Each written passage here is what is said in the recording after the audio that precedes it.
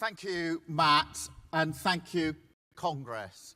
It's such a pleasure to be back with you again here in Brighton, a city of sanctuary, of solidarity, and a city that once again this summer showed that there's no place for hatred, division, or violence on our streets.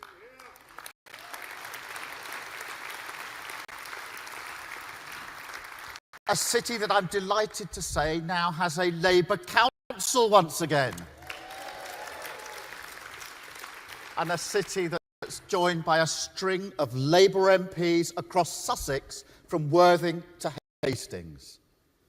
And Congress, Brighton holds a special place in my heart because 3 years ago I gave my first in-person conference speech as Labour leader here in this very hall.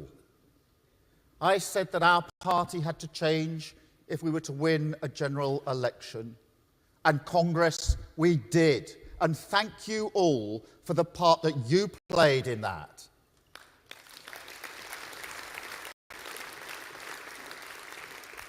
And now, because of the hard work that we did together, I'm able to address this Congress for the first time as Prime Minister.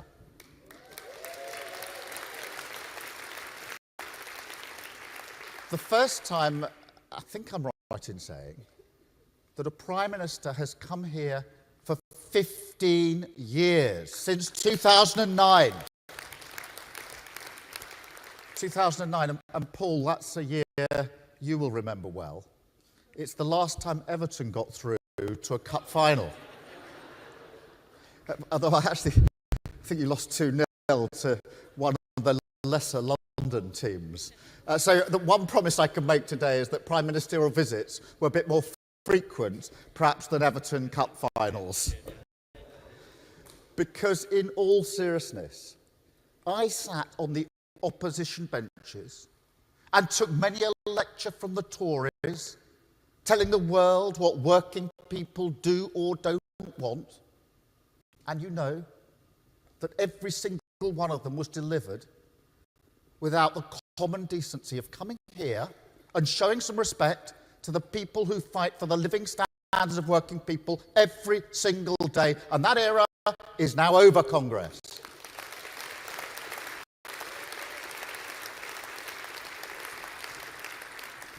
And I would like to thank every one of you who played a role in ending it. Every one of you who took to the streets and the doorsteps of your communities to remove the burden of Tory rule from our shoulders. But even more importantly, I'd like to thank every one of you who held the social fabric of this country together through 14 years where it came under relentless attack.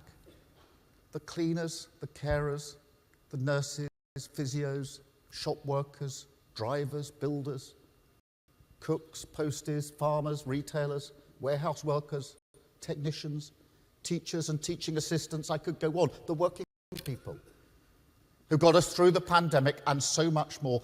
The backbone of this country.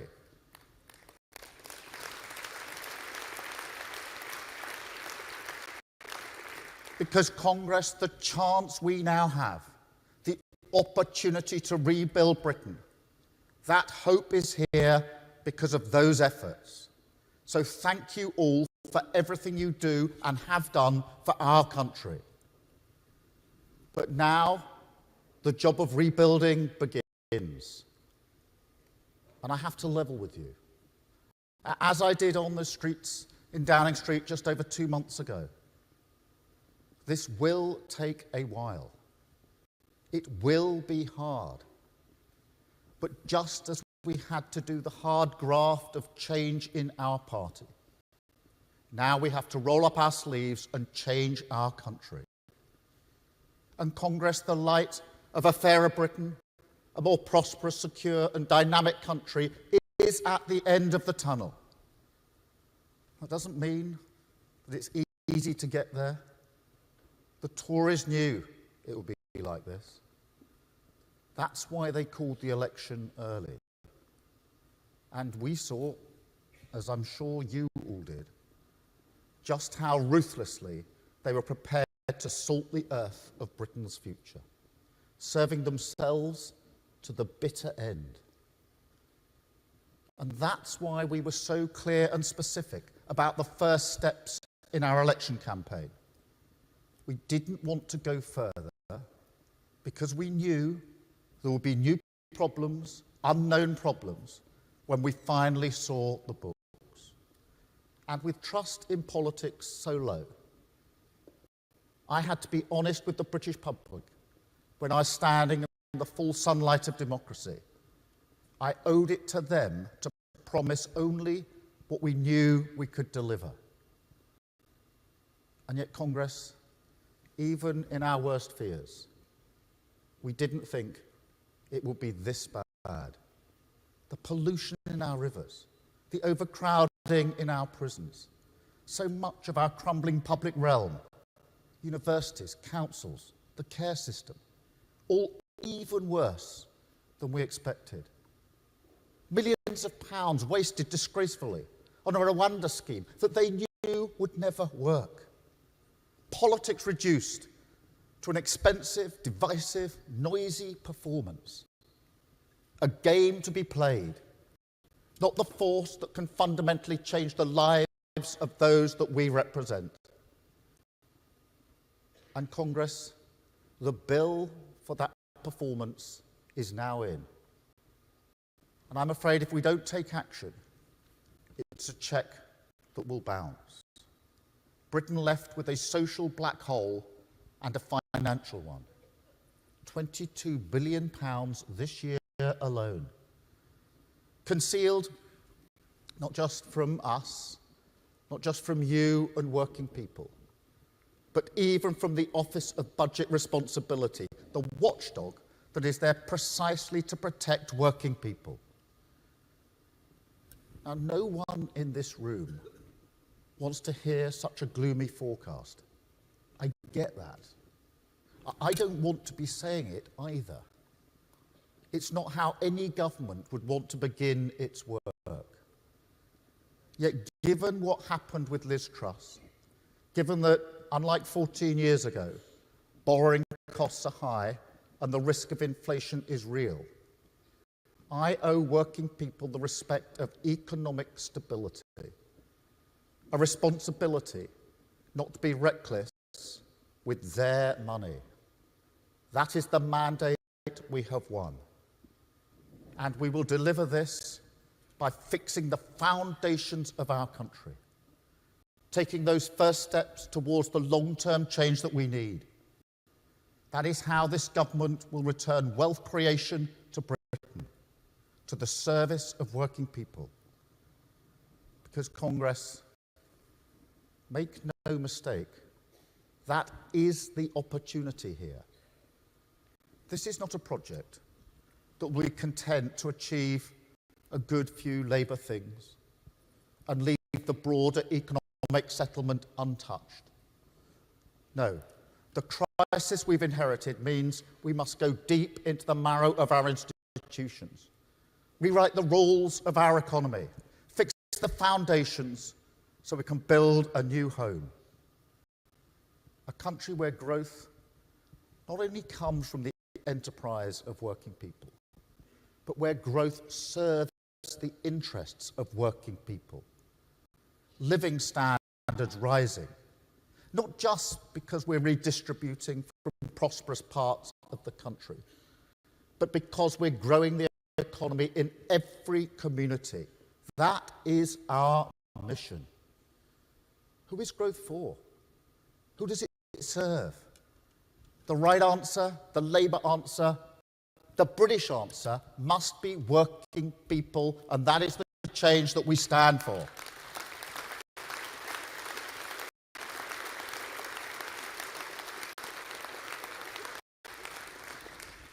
There's nothing new in this. It's the purpose of the Labour Party now and always. And throughout this government, no matter the storm, the service of working people will be our anchor.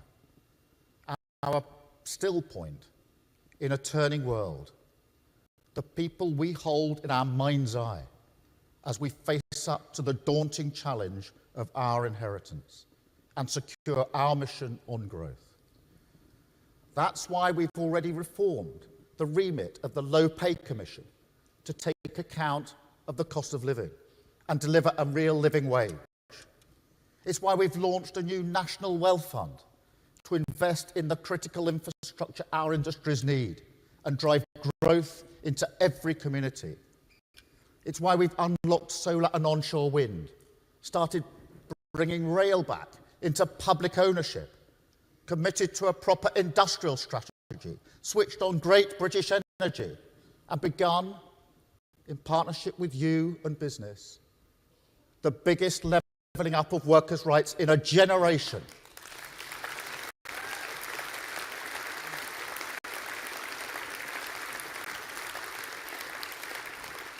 And let's be really clear about why we need this new deal. It's because this government is committed to driving up living standards, improving productivity, and working in partnership with workers.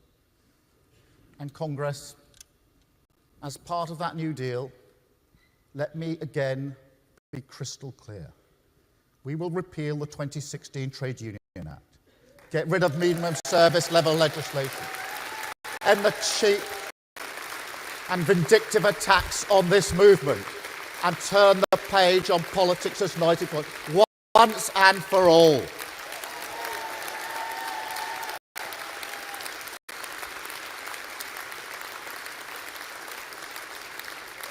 And Congress, this is the opportunity of power. It was hard won and hard fought for. I want to thank the General Secretary for his role in that. Paul has always been a campaigner, a force of nature. And across the movement, there are people without whom we could not have done this. Too many to thank here, but they know who they are. Because election victories don't fall from the sky, certainly not for the Labour Party. But as well as your support, we also had to change. This election would not have been won if we had not changed. We have the chance now to repair our public services because we changed the Labour Party. We have the chance to make work pay because we changed the Labour Party. We have the chance to deliver for working people, young people, vulnerable people, the poorest in our society because we changed the Labour Party. So when I say country first, party second, that isn't a slogan. It's the guiding principle of everything this government will do. We ran as a changed Labour Party, and we will govern as a changed Labour Party.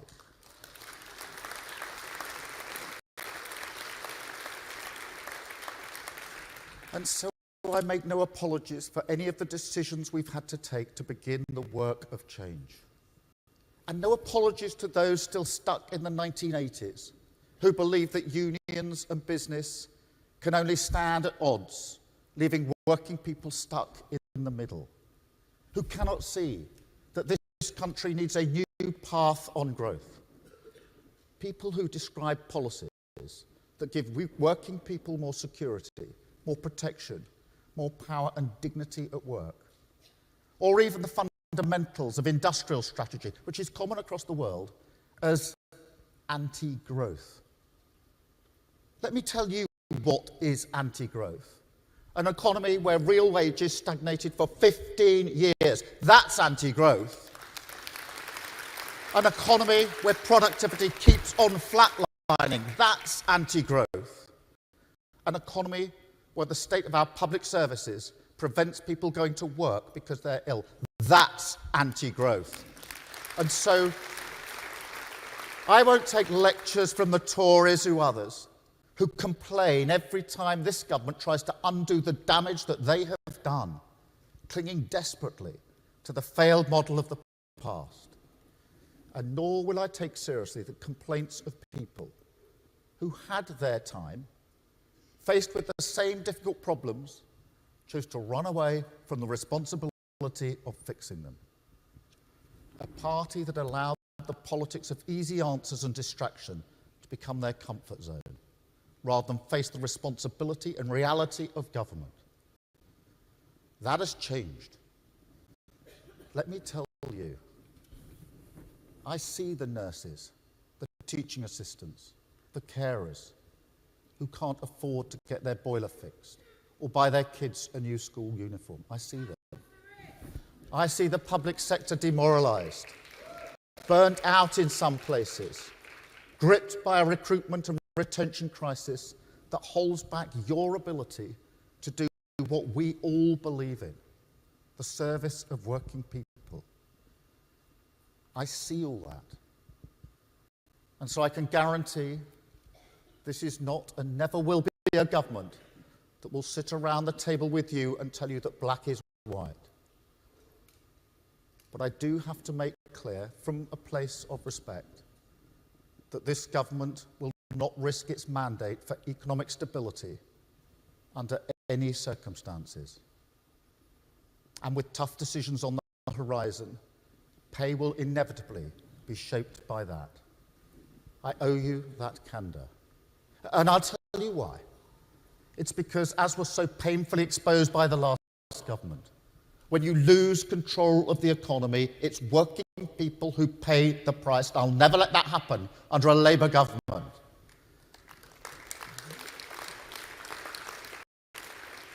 And that's why I call now, as before the election, for the politics of partnership.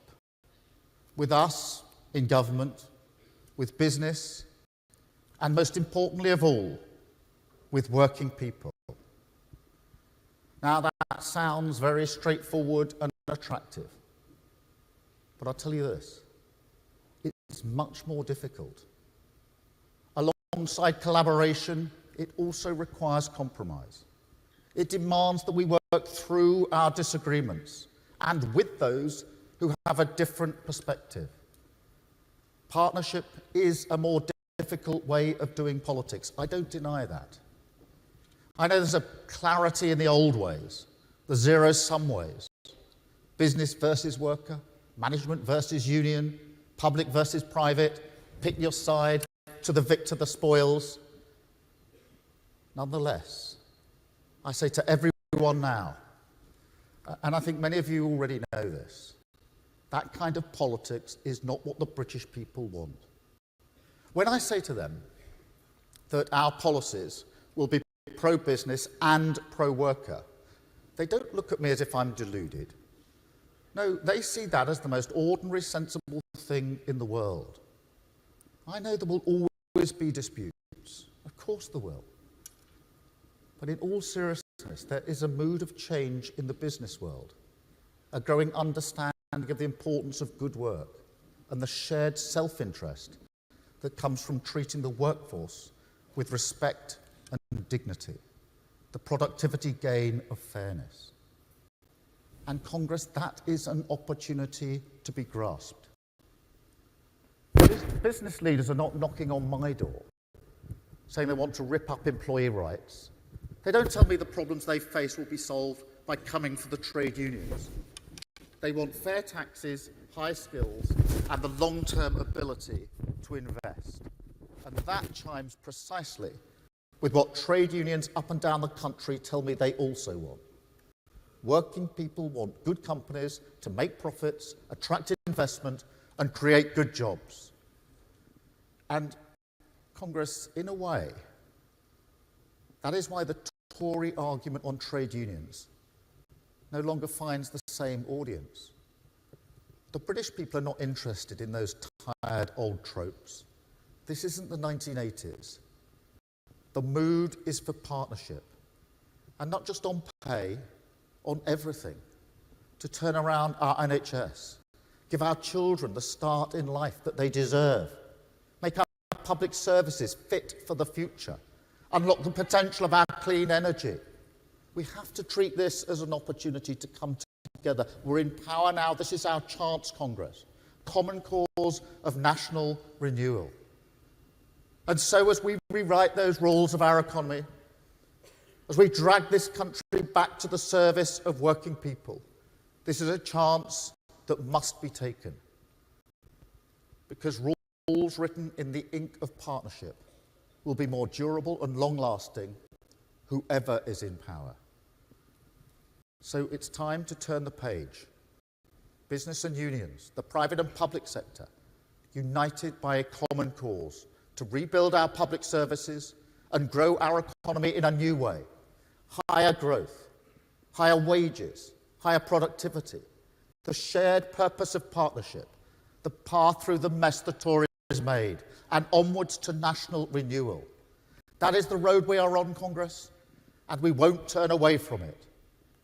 We will keep to the course of change, reject the snake oil of the easy answer, fix the foundations of our economy and build a new Britain, more secure, more prosperous, more dynamic and fairer.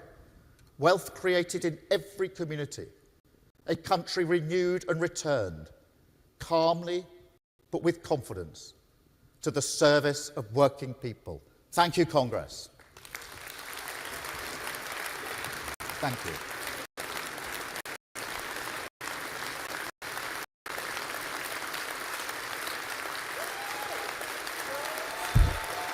Thank you.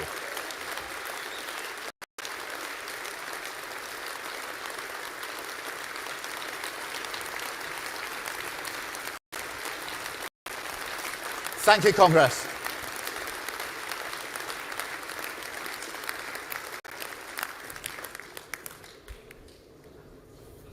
Keir, it was great to hear from you as Prime Minister, and you can see from the reaction of Congress that you have the support of the trade union movement in the tasks you've set out.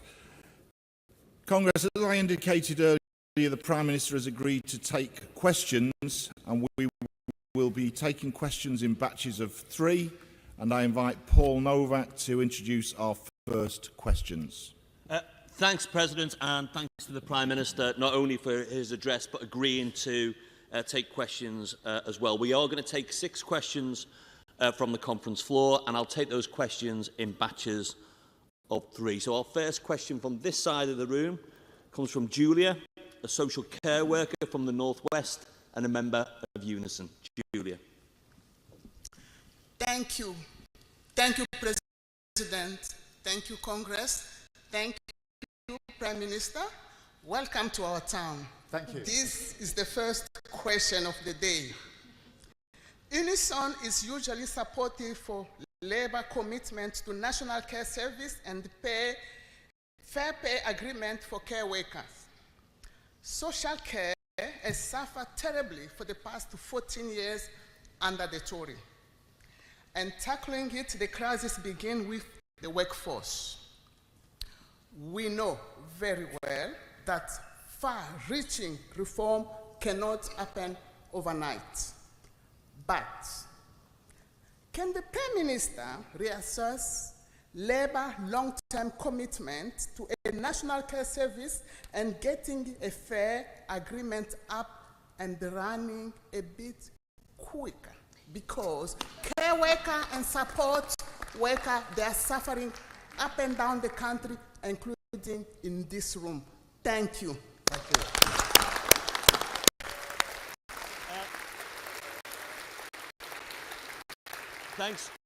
Thanks, Julia. Our second question is from David, who's a Unite Executive Council member who works in the health sector. David. Thank you, Congress. Thank you, Mr. President. Prime Minister, it's great to be here. I'm pleased to see Labour Prime Minister in this hall. Thank you. As our General Secretary Sharon Graham said yesterday, I'm sure you heard her great speech. As she said, rates of investment in British industry are the lowest in the G7, and other countries have much more money set aside for future investment. If we don't start investing much more in industry now, how can we ensure Britain gets the good quality jobs we need workers to transition into, and especially our green jobs and the steel works that we all want? Thank you very much, Prime Minister. Thanks, David. And our third and final question in this section is from Sonia, who's a branch secretary for school support staff at the GMB.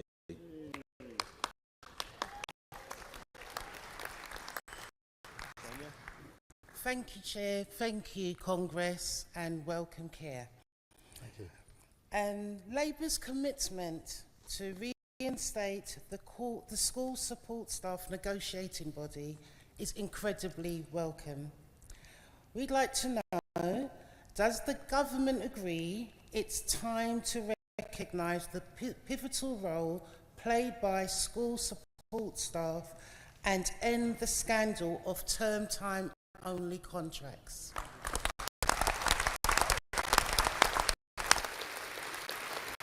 Thank you, colleagues, for those questions. Let me take them in turn. Firstly, Julia, in relation to care and the care service. As I think I've said to this Congress before, I know about this. My sister is a care worker.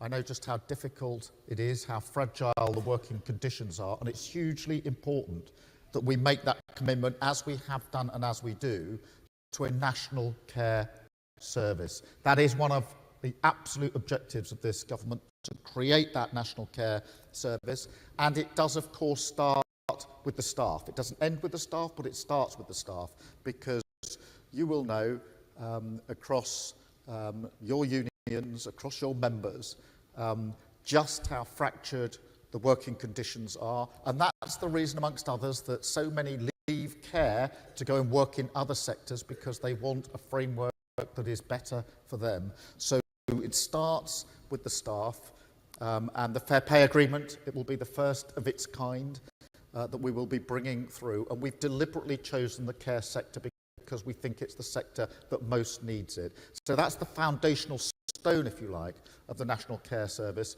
But we made a commitment to this. We'll stick to that commitment. We will see this through. And we look forward to working with you, Christina and others, to deliver on this really important commitment.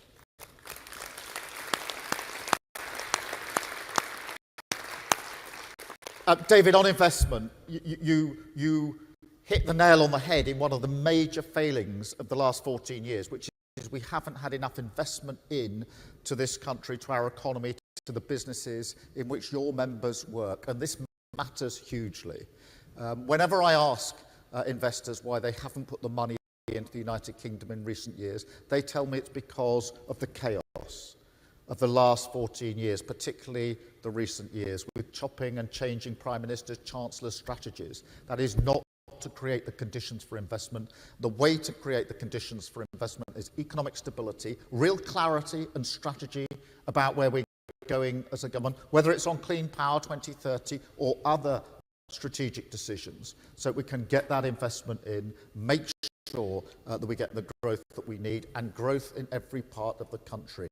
And just on growth, because it's so important, yes, we want economic growth. Your members want economic growth. We want wages to go up. We want living conditions to improve. We want to have public services to be better. And we need it across the whole of the country. And that's why I said what I said about redistribution. I don't want a model that says growth is only for some parts of the country and redistribution is the answer for other parts of the country. We've got to have the commitment, the determination to make sure that that investment brings growth across all parts of our country. And that's why we set up the National Wealth Fund. That's why the industrial strategy is so important, and Great British Energy, to make sure that we get that investment in. So thank you, David, for that question. And then Sonia, on school support staff and the negotiating body. It's really important that we've reinstated the negotiating body, because I want every single child, wherever they come from, whatever their background, to have the best education they can possibly have. And that is down to our teachers and our support staff, who do an incredible job in difficult circumstances. And we owe them not just a negotiating body, but our respect. And it is that, in that spirit that we will work with them to deliver the first-class education that every child absolutely is entitled to in this country. So thank you, Sonia, for raising that really important issue. Thanks, Paul. Thanks, Prime Minister. Our fourth question, and we're going over to the other side of the hall, is from Helen, who works in defence and is President of Prospect's Defence Sector. Helen? Thank you. Prospect's recent survey of women in civilian roles in the Ministry of Defence found that, shockingly, over 60% have experienced or witnessed sexual harassment at work. What will the government do to make the defence industry and workplaces safe for women? Thanks, Helen. The next question is from Alan, who's the National President of the Educational Institute of Scotland and a Principal Teacher of English. Alan? Good morning, Prime Minister. The UK is one of the richest countries in the world, but poverty is wrecking the lives of more than a quarter of our children. The two-child benefit cap, punitively introduced by the last government, is a driver of poverty among larger families and is negatively impacting the lives of 1.6 million children. Controversially, your government has not scrapped the two-child benefit cap. What alternative urgent measures are you therefore taking to immediately alleviate the poverty experienced by 4.3 million children across the UK?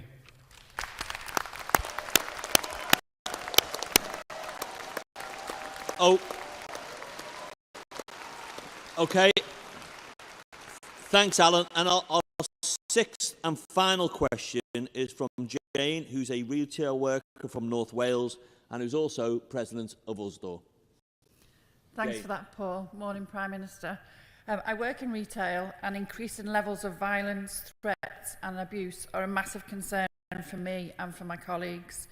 Labour's welcome commitment to introduce a specific offence of assaulting a retail worker will send out a clear message that this government takes retail crime seriously. What more will your government do to help us feel safe at work? Thank you very much, colleagues. Helen, let me start with the question of sexual harassment, because that figure of 60% is shocking, I think, for any of us to hear. And it's not just in defence, it'll be across all other sectors in the public and private. Sexual harassment at work is never, ever acceptable, and we have to take measures to grapple with it. And that's why I'm really pleased that in the New Deal legislation, there will be stronger protection in relation to sexual harassment. That's much needed and can't come quick enough, so far as I'm concerned. I think we have to have a wider mission here as well, because whether it's in the workplace or elsewhere, sexual harassment, violence against women and girls is unacceptable in all its forms and all its places. And that's why within the missions that we've set out for government, I've made violence against women and girls central to that, because I'm determined that we, together with you and others, will fight this. It's been talked about for far too long. It's time now for action. I'm really pleased that now we're in power, we can actually act rather than talk about this. So thank you very much for raising that. Alan, thank you for raising the question of child poverty. It is a really important issue, as you know, as the whole of Congress knows, and it matters to this government. Obviously, we've had to take difficult decisions given the economic circumstances we're in for reasons that I have explained, but that does not diminish, to answer your question directly, our absolute determination in relation to child poverty. It's far too high. It is our responsibility to bring it down. We've already obviously set up a task force, but that has to get to the underlying causes as well. This isn't an issue that can be solved just by one adjustment in welfare, frankly. It's about housing, it's about education, it's about wages, it's about conditions in which people live, health, mental health. All of that has to be addressed. And we are determined to address it and are already addressing it, because just as the last Labour government brought child poverty right down, so will this government. We'll work with you and others and everybody in the room to make sure that we make good on that commitment, because it is so important to us, and we'll work with you on it. So thank you, Alan, for raising it. And Jane, on the question of offences against retail workers, I mean, this truly is shocking. And I know you've raised it a number of times. Osdor's obviously had a very important campaign on it. Paddy Lillis raises it with me pretty well every time we meet, and rightly so. And I mean, I went to Warrington to the Iceland store there to talk to the staff, and it was the first thing that they spoke to me about. I went to Swindon, to the Morrison's shop there, and we had an extended session, and the number one issue for them was the abuse that they were coming under. Sometimes in relation to shoplifting, which is prevalent, as you know, but also more generally. And then in Southampton, which was smaller shops, but still it was the same issue over and over again. It's not acceptable. It can't be acceptable in any circumstances. It is demoralising for the workforce in every single way. And that's why I'm really pleased that we can introduce an offence to deal with it. But we have to go further than that. We can't have a situation where shoplifters can walk in, shoplift and walk back out again, and nobody can do anything about it. We're going to turn that, change that, work with you. This has to be a specific uplifted offence. We have to take it seriously. And I'm not wanting to hear again from those that are on the front line about the appalling attacks and insults that they are subjected to. It's everywhere across the country. It is really hard for the workforce to take. You have rightly championed it as a cause. We join you in that cause, and we'll do something about it, working with you and other trade unions. Such an important issue. Thank you so much, Congress, for having me. Very good to be with you. Enjoy the rest of Congress. Thank you. On behalf of Congress, I'd like to thank you for attending today, for speaking and for taking questions, and we look forward to working with you and the government. Thank you. Thanks so much.